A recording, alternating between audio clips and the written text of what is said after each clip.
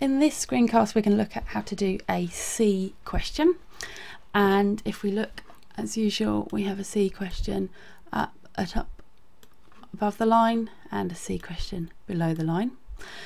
Now C questions are worth the most amount of marks. They're worth 8 marks each, so it's really important that we get these right because they are nearly half the marks available out of 20 on each section. If we look at how the C question is written, you'll notice that in both of these cases it's used the word explain how and explain how. Now it's not always explain how, but it is always explain. It might be explain how or explain why. You'll notice here a tiny little asterisk just before the C there, and I'll explain what that means a little bit. So let's see how the best way that we should answer. So here's the mark scheme for a C question. As we've said, it's already worth 8 marks, and you'll see that the mark scheme is actually divided into 2 different columns, and this relates to the little asterisks that you saw just in front of the C question on the exam paper. On C questions you are marked for your written English, as this column says here. However, this is really nothing to worry about, and no one who's sitting the exam should really worry about this. All it's saying is, can the examiner understand your English? Are you writing in a way that makes sense? So to some extent we're going to ignore that, and that means that all the odd numbers we're going to ignore. We're only going to give even numbers, because even numbers are that you hit this content and that you can write clearly. So let's have a look at the content. So for 2 marks, level 1, the first level, is that you give a brief reason. So we're going to be looking in C questions at what Christians believe and what Muslims believe. There might be some general questions, but it's not your opinion, it's what other people think. So you're going to be giving a brief reason. So if the question talked about Christians believe something because. Remember, with reasons we're always using the word because. So if we move up to the 4 marks, 2 brief reasons. I'm going to ignore this for a second. If we go to 6 marks, 3 brief reasons, and for 8 marks out of 8, 4 brief reasons.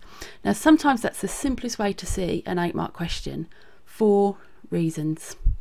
However, sometimes it's not so easy to think of 4 things, so actually we can start using developed reasons, just like you do in a B question when you P in a B. Instead of giving your opinion, this is the developed reasons of what a Christian or a Muslim might think. So as long as you develop it, you explain it further, give an example, give evidence or a quote to back it up, you can actually give 2 developed reasons and still get 8 marks, or any of these combinations. So, but I would suggest that looking at 4 brief reasons is a good starting point. So how could you present this? Well, very simply, in your answer you could put 4 bullet points.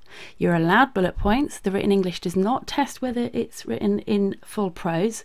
You're allowed bullet points, and in a C question, if you remember those 4 points, each of these is worth 2 marks each. Then you've got more chance of getting 8 marks. Now, in terms of the answer booklet for a C question, it's the most awkward question. You'll see here we've already got the front page with our A and B answer, and C starts here, and it looks like it's only 4 lines long, but we know that the C question is worth 8, the longest question.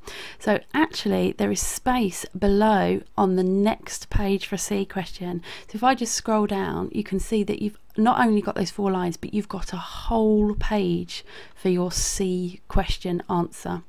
So that's quite a lot of space, and don't forget to turn over. What you don't want to happen is what this candidate has done. They either didn't realise or didn't plan ahead, and you can see here's the C question and those 4 lines, and they've tried to put all 4 bullets in that space. Now, whilst you may be lucky, actually as an examiner I'm thinking there's no way this is going to be worth 8 marks because they haven't used the space that's available, and it's probably not going to include all the reasons. So do not just use that space down here. I'm going to show you an example of how you could use the space. This is an example of how you could use the space. So this question's clearly about Christians and their belief in life after death, and what the candidate done has started their answer here, and they've started by saying that Christians believe in life after death because, and they've started their first bullet point here, but I know that over the page is going to be their other 3 bullet points. So you can use the start bit of the C just to say what your main point is. They believe in life after death because, and then you'll link on to the next page. So this student has decided to put actually the Christian believe in life after death because on that second full page to keep their answer together, which is just as good. And you can quite clearly see here 4 bullet points. As an examiner, I'm thinking, okay, if these are correct, and of course they have to be correct, there's a good chance that they've given 4 brief reasons, and in the mark scheme 4 brief reasons says 8 out of 8. Now just even looking at it, I can see that it's been written in English that I can understand, so we're not looking at even numbers, odd numbers, we're looking at even numbers for this answer.